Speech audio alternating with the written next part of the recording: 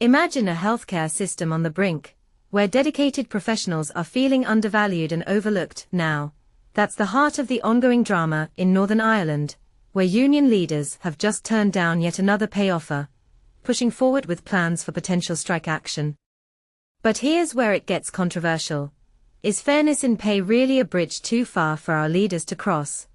Or are there deeper financial hurdles that everyone needs to consider? Let's dive into this unfolding story, step by step, so even newcomers to the topic can follow along easily.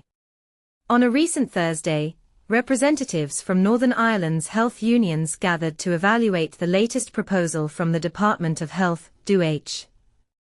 They weren't impressed, labeling the deal as unacceptable and deciding to forge ahead with preparations for a strike ballot. This isn't just about numbers.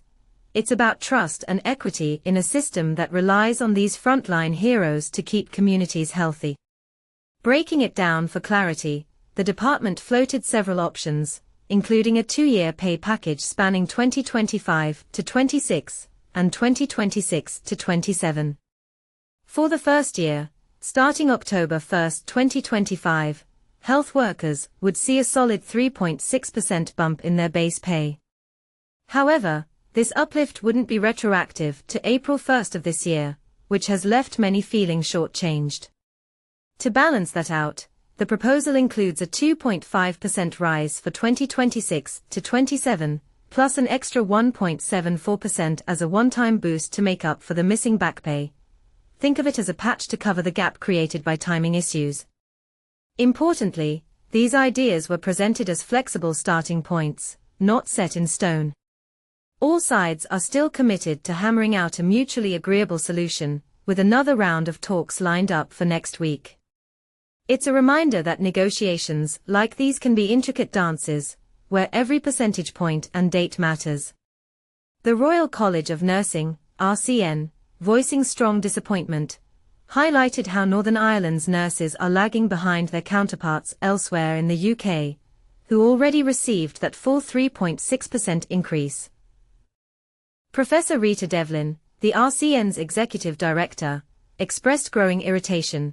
There's still no resolution on the horizon, she noted, emphasizing that proceeding with a strike ballot over the coming weeks is now inevitable.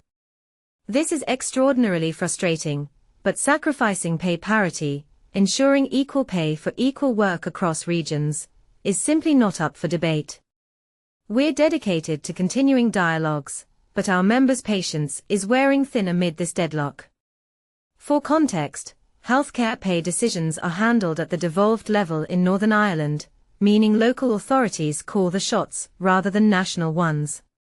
This setup allows for tailored approaches, but can also lead to disparities, like the one we're seeing now. Back in May, Health Minister Mike Nesbitt allocated a hefty £200 million toward this year's pay settlement.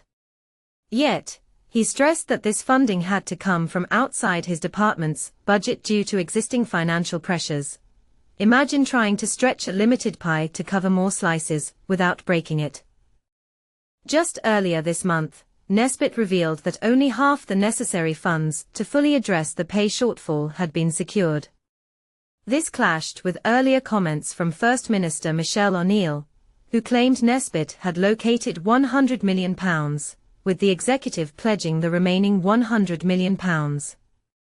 Nesbitt welcomed the extra £100 million from the executive, but pointed out that his team is still scrambling for the rest. In a Friday statement, he reaffirmed the department's commitment to good faith efforts with unions and professional groups. We're navigating these tough talks within our constrained budget, he explained, and I truly appreciate the positive interactions, especially as we hunt for shared solutions. More conversations are on the horizon next week.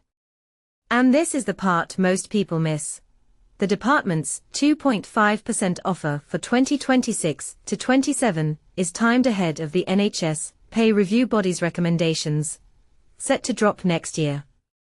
If those official guidelines suggest a higher figure, any shortfall would be retroactively adjusted back to April 2026, ensuring health workers don't miss out long term.